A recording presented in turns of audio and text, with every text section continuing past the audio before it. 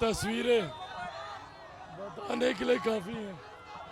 जिस तरीके का जन सैलाब और उत्साह, सैलाब के साथ साथ ये मायने रखता है कि लोग कितने उत्साहित होकर कहीं ना कहीं इन्होंने इसे अपना चुनाव किया। बिल्कुल ये मेरा एमवाई समीकरण है महिला और युवा का।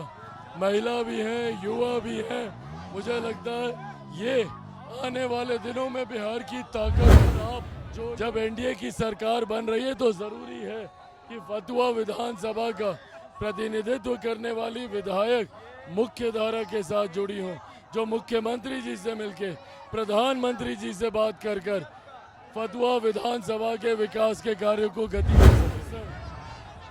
और मुद्दा जो तेजस्वी बार बार कह रहे हैं, पलायन, बेरोजगारी, गरीबी, ये सभी मुद्दों को लेकर के क्या कहेंगे? वो अपने लिए ही वो पाँव पे कुल्हाड़ी मार रहे हैं। पलायन उन्हीं के जमाने में शुरू हुआ जिसको अब ये डबल इंजन की सरकार पूर्णतः रोके। फतुहा विधानसभा इस वक्त हम लोग मौजूद हैं और यहाँ पर केंद्रीय मंत्री चिराग पासवान जो है वो भी आए हुए हैं। चिराग जी से सीधा सवाल पूछेंगे। मुझे लगता है तस्वीरें बताने के लिए काफ़ी हैं।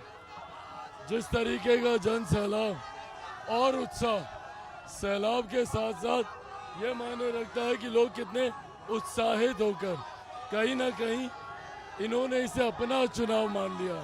और जिस तरीके से हमारी फतुहा से एनडीए की प्रत्याशी, लोक जनशक्ति पार्टी रामविलास की प्रत्याशी रूपा जी यहाँ से चुनाव लड़ रही हैं, ये भीड़ बताने के लिए काफ़ी है कि भारी से भारी मतों से ये यहाँ से जीत रही हैं।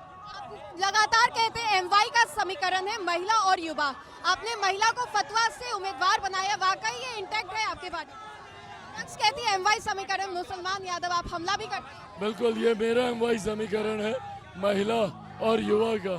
महिला भी हैं, युवा भी हैं। मुझे लगता है ये आने वाले दिनों में बिहार की ताकत होगी। जो लोग सांप्रदायिकता और जातीयता में हम लोग को बांटकर अपनी राजनीतिक रोटी सेकने का काम करते हैं, उन्होंने सही मायनों में बिहार को बर्बाद किया। मुकाबला इस बार टाइट फाइट है। सामने रामानंद यादव है, यादवों का गढ़ ये है। रामानंद जी लगभग जितना मुझे याद है शायद 3 बार से वो यहाँ के विधायक हैं।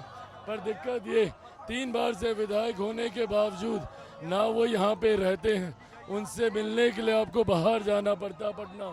और वहीं ना सिर्फ ये यहाँ की स्थानीय हैं बल्कि जानकार हैं यहाँ के लोगों की समस्याओं को लेकर। और अब जब एनडीए की सरकार बन रही है तो ज़रूरी है कि फतुहा विधानसभा का प्रतिनिधित्व करने वाली विधायक मुख्य धारा के साथ जुड़ी हों, जो मुख्यमंत्री जी से मिलके प्रधानमंत्री जी से बात कर फतुहा विधानसभा के विकास के कार्यों को गति दे सके। एनडीए की सरकार बन रही है 2025 चुनाव 100%। और मुद्दा जो तेजस्वी बार बार कह रहे हैं, पलायन, बेरोजगारी, गरीबी, ये सभी मुद्दों को लेकर के क्या कहेंगे?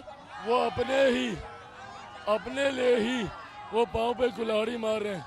पलायन उन्हीं के जमाने में शुरू हुआ जिसको अब ये डबल इंजन की सरकार पूर्णतः रोकेगी।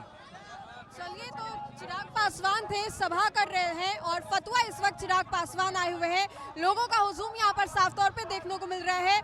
लोग जो है वो तो यहाँ पर उत्साहित हैं, लेकिन केंद्रीय मंत्री चिराग पासवान को लेकर के लोगों के बीच में क्या कुछ ओपिनियंस है? चिराग ने क्या कुछ कहा? सीधा हमला उन्होंने बिहार के नेता प्रतिपक्ष तेजस्वी यादव के ऊपर कहा है और जम करके निशाना भी साधा है। तो फिलहाल के लिए खबर में इतना ही। कैमरा पर्सन अकबर के साथ मैं Rajnandini, news for nation, Fatuha. सूरज की पहली किरण के साथ जाग उठा बिहार। हर मत बने नई उम्मीद, हर कदम जिम्मेदारी। न्यूज़ फॉर नेशन की अपील, 6 और 11 नवंबर को घर से निकलें, वोट करें और अपने भाग्य विधाता खुद बनें।